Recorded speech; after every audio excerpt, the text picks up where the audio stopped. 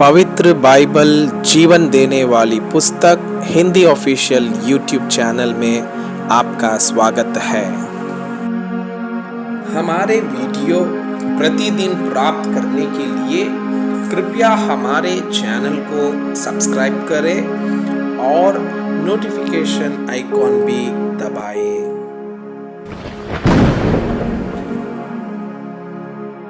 आज का पवित्र बाइबल पाठ पहला राजाओं का पुस्तक अध्याय 22।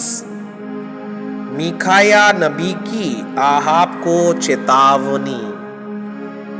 3 वर्ष तक अरामी और इजरायली बिना युद्ध के रहे। तीसरे वर्ष में यहूदा का राजा यहोशापात इजराइल के राजा के पास गया। तब इजराइल के राजा ने अपने कर्मचारियों से कहा, क्या तुमको मालूम है कि गिलाद का रामोत हमारा है? फिर हम क्यों चुपचाप रहते और उसे आराम के राजा के हाथ से क्यों नहीं छीन लेते हैं? और उसने यहोशापात से पूछा, क्या तू मेरे संग गिलाद के रामोत से लड़ने के लिए जाएगा? यहोशापात ने इज़राइल के राजा को उत्तर दिया, जैसा तू है वैसा मैं भी हूँ। जैसी तेरी प्रजा है वैसी ही मेरी भी प्रजा है, और जैसे तेरे घोड़े हैं वैसे ही मेरे भी घोड़े हैं। फिर यहोशापात ने इज़राइल के राजा से कहा, आज यहोवा की इच्छा मालूम कर ले।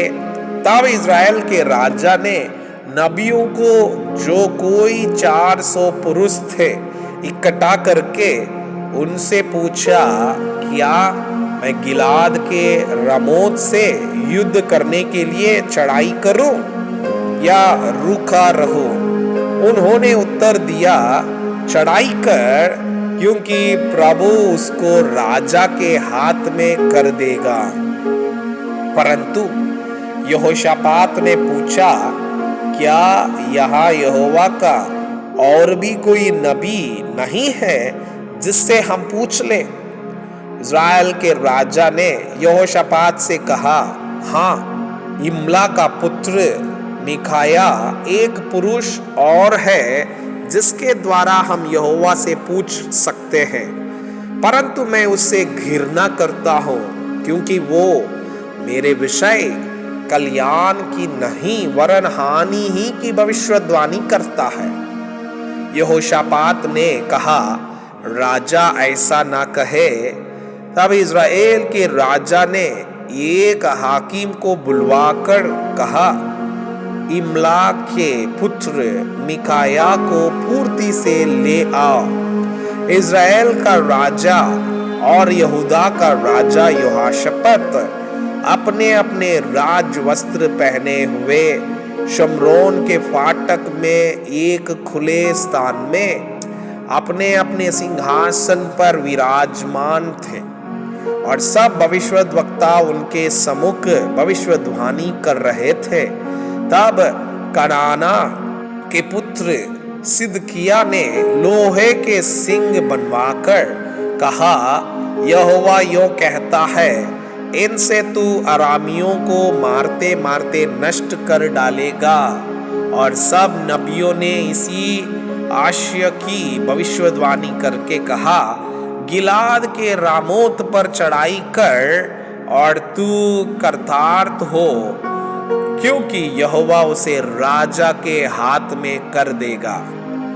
जो दूत मीकाया को बुलाने गया था, उसने उससे कहा, सुन, भविष्यद्वक्ता एक मुंह से राजा के विषय शुभ वचन कहते हैं, तो तेरी बातें उनकी सी हो, तू भी शुभ वचन कहना। मीकाया ने कहा, यहोवा के जीवन की शपथ, जो कुछ यहोवा मुझसे कहे वही मैं कहूँगा।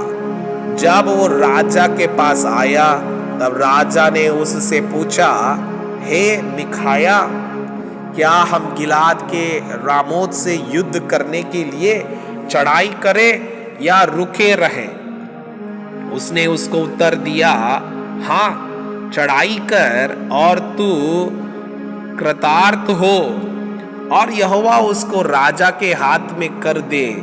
राजा ने उससे कहा, मुझे कितनी बार तुझे शपथ धराकर चिताना होगा कि तू यहोवा का स्मरण करके मुझसे सच ही कह।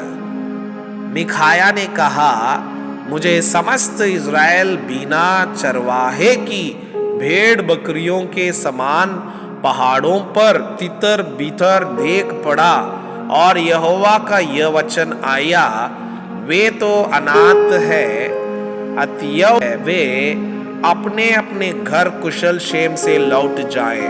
तब इज़राइल के राजा ने यहोशापात से कहा, क्या मैंने तुझसे ना कहा था कि वो मेरे विषय कल्याण की नहीं हानि ही की भविष्यवाणी करेगा? मिखाया ने कहा, इस कारण तू यहोवा का यह वचन सुन। मुझे सिंहासन पर विराजमान यहोवा और उसके पास दाहिने बाएं खड़ी हुई स्वर्ग की समस्त सेना दिखाई दी है। तब यहोवा ने पूछा, आहाब को कौन ऐसा बहकाया है कि वो गिलाद के रामोत पर चढ़ाई करके खेत आए? तब किसी ने कुछ और किसी ने कुछ कहा। अंत में एक आत्मा पास आकर यहोवा के सम्मुख खड़ी हुई और कहने लगी, मैं उसको बहकाऊंगी। यहोवा ने पूछा, किस उपाय से? उसने कहा, मैं जाकर उसके सब भविष्यद्वक्ताओं में फाइट कर उनसे झूठ बुलवाऊंगी। यहोवा ने कहा, तेरा उसको बहकाना सफल होगा, जाकर ऐसा ही कर। तो अब सुन, यहोवा ने तेरे इन सब भविष्यद्वक्ताओं के मुंह में एक झूठ बोलने वाली आत्मा बैठाई है और यहोवा ने तेरे विषय हानि की बात कही है। तब कनाना के पुत्र सिदकिय्याह ने मिखाया के निकट जा उसके गाल पर थप्पड़ मारकर पूछा, यहोवा का आत्मा मुझे छोड़कर तुझसे बातें करने को किधर गया? मिखाया ने कहा, जिस दिन तू छिपने के लिए कोठरी से कोठरी में भागेगा तब तुझे ज्ञात होगा। तब इज़राइल के राजा ने कहा, मिखाया को नगर के हाकिम हामोन और योहाश राजकुमार के पास ले जा और उनसे कह, राजा यूं कहता है कि इसको बंदी गृह में डालो और जब तक मैं कुशल से ना आऊं तब तक इसे धुक की रोटी और पानी दिया करो। और मिखाया ने कहा, यदि तू कभी कुशल से लौटे तो जान कि यहोवा ने मेरे द्वारा नहीं कहा। फिर उसने कहा, हे लोगों, तू सब के सब सुन लो। आहाब की मृत्यु।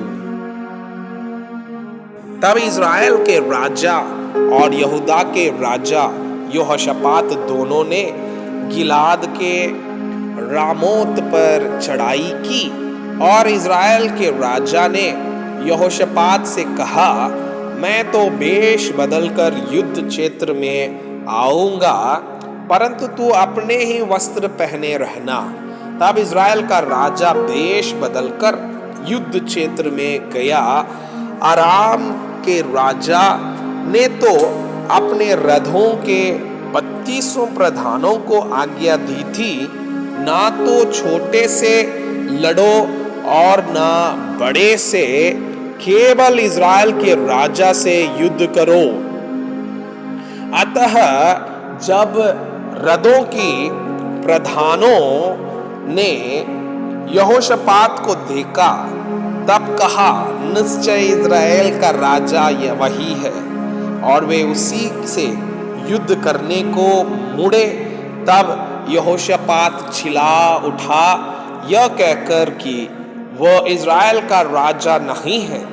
रथों के प्रधान उसका पीछा छोड़कर लौट गए।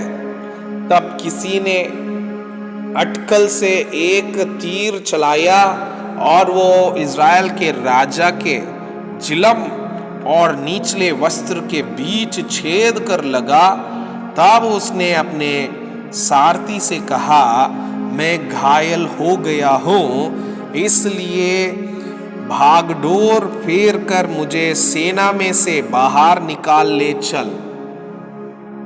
और उस दिन युद्ध बढ़ता गया और राजा अपने रथ में औरों के सहारे अरामियों के सम्मुख खड़ा रहा और सांझ को मर गया और उसके घाव का लहू बहाकर रथ के पायदान में भर गया। सूर्य डूबते हुए सेना में यह पुकार हुई, हर एक अपने नगर और अपने देश को लौट जाए। तब राजा मर गया। तब शमरोन को पहुंचाया गया और शमरोन में उसे मिट्टी दी गई। और यहोवा के वचन के अनुसार जब उसका रथ शमरोन के पोखरे में धोया गया, तब कुत्तों ने उसका लहू छाट लिया और वेश्या यहीं स्नान करती थी। आहाब के और सब काम जो उसने किए और हाथी दांत का जो भवन उसने बनाया और जो जो नगर उसने बसाए थे, ये सब क्या इज़राइली राजाओं के इतिहास की पुस्तक में नहीं लिखा है? अतः आहाब अपने पुरखाओं के संग सो गया और उसका पुत्र अहज्याह उसके स्थान पर राज्य करने लगा। यहूदा का राजा यहोशापात। इज़राइल के राजा आहाब के चौथे वर्ष में आसा का पुत्र यहोशापात यहूदा पर राज्य करने लगा। जब यहोशापात राज्य करने लगा, तब वो 35 वर्ष का था और 25 वर्ष तक यरूशलेम में राज्य करता रहा। उसकी माता का नाम अजूबा था, जो शिल्ही की बेटी थी, और उसकी चाल सब प्रकार से उसके पिता आसा की सी थी, अर्थात जो यहोवा की दृष्टि में ठीक है वही वो करता रहा और उससे कुछ ना मोड़ा। तो भी ऊंचे स्थान ठाए न गए। प्रजा के लोग ऊंचे स्थानों पर उस समय भी बलि किया करते थे और धूप भी जलाया करते थे। यहोशापात ने इज़राइल के राजा से मेल किया। यहोशापात के काम और जो वीरता उसने दिखाई और उसने जो जो लड़ाइयों की, ये सब क्या यहूदा के राजाओं के इतिहास की पुस्तक में नहीं लिखा है? पुरुषगामियों में से जो उसके पिता आसा के दिनों में रह गए थे, उनको उसने देश में से नष्ट किया। उस समय एदोम में कोई राजा न था। एक नायब राजकाज का काम करता था। फिर यहोशापात ने तर्शीश के जहाज सोना लाने के लिए ओपीर जाने को बनवा लिया, परंतु वे एशियोन गेबेर में टूट गई, इसलिए वहां न जा सके। तब आहाब के पुत्र अहज्याह ने यहोशापात से कहा, मेरे जहाजियों को अपने जहाजियों के संग जहाजों में जाने दे। परंतु यहोशापात ने इनकार किया और यहोशापात अपने पुरखाओं के संग सो गया और उसको उसके पुरखाओं के साथ उसके मूल पुरुष दाऊद के नगर में मिट्टी दी गई और उसका पुत्र यहोराम उसके स्थान पर राज्य करने लगा। इज़राइल का राजा अहाजियाह। यहूदा के राजा यहोशापात के 17वें वर्ष में आहाब का पुत्र अहज्याह शमरोन में इज़राइल पर राज्य करने लगा और 2 वर्ष तक इज़राइल पर राज्य करता रहा। उसने वो किया जो यहोवा की दृष्टि में बुरा था और उसकी चाल उसके माता पिता और नबात के पुत्र यरोबाम की सी थी, जिसने इज़राइल से पाप करवाया था। जैसे उसका पिता बाल की उपासना और उसे दंडवत करने से इज़राइल के परमेश्वर यहोवा को क्रोधित करता रहा, वैसे ही अहज्या भी करता रहा। मैं आपसे यह अनुरोध करता हूँ कि कृपया आज का बाइबल पाठ को अध्ययन करें और जिन वचनों के द्वारा आप प्रभावित हुए उसे अपने कॉपी में लिखें और आज दिन भर इस वचनों को अपने जीवन में अभ्यास करें। परमेश्वर चाहता है कि आप उनके समान